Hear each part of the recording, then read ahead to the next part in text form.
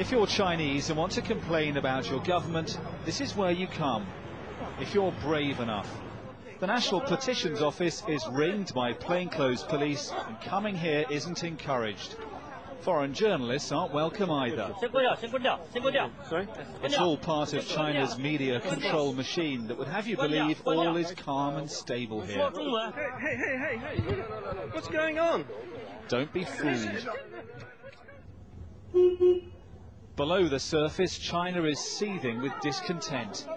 This is a slum of the downtrodden, where victims of injustice come to live while petitioning the government. We arrived unannounced, but within seconds were being mobbed by people desperate for our attention. They showed us photographs and held up banners with stories of corruption, police brutality and sons killed in detention.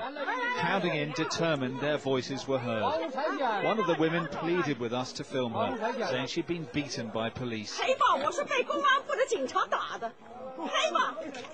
These are very rare pictures in China. This kind of discontent is seldom filmed. We couldn't stay long. They said the police were coming. But in just 4 minutes, we'd attracted a growing crowd. Before leaving, our camera was drawn to a man bearing the burn scars of a past protest. His banner read, "Human rights are more important than living."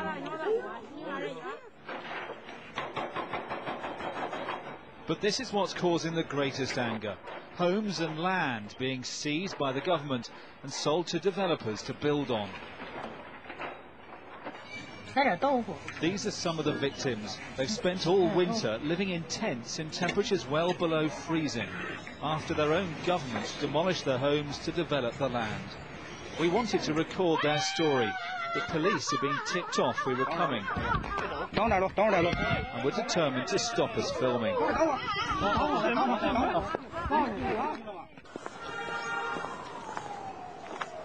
So we went back at night. This small tent is all Wan Baolong and his wife have left to live in.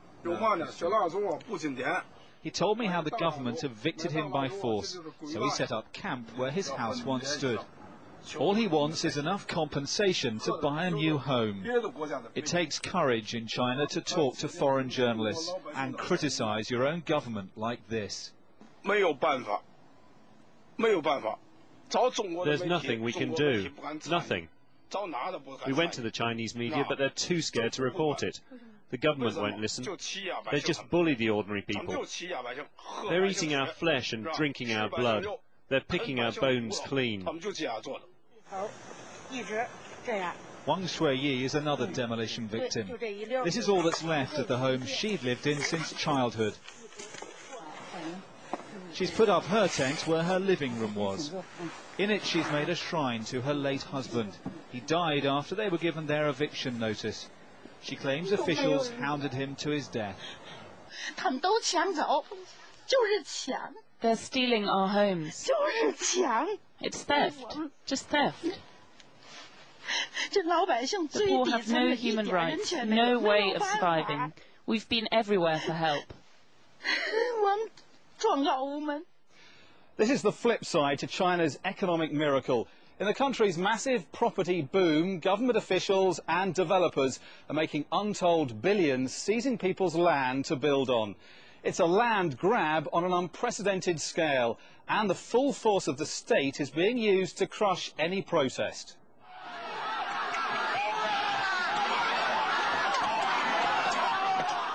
It looks like a medieval battle, but this is protest control in 21st century China. An army of hired thugs move in on villagers to seize their land.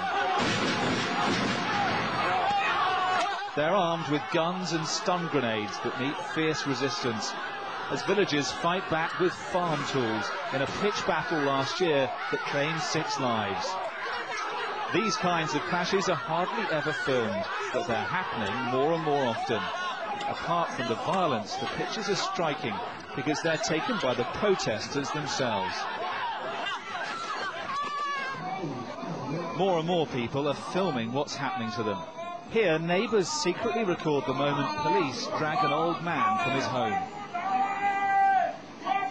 Then his ill wife is hauled away, still in her sick bed. Minutes later, demolition teams move in to tear down their house for development. These poignant pictures are of a man racked with grief in the minutes after his house is demolished.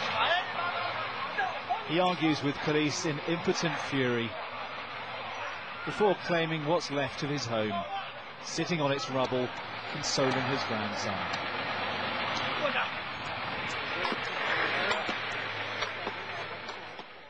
We can only catch glimpses, but in booming China, there's an unequal struggle raging between the poor and the powerful that the government would prefer the world didn't see.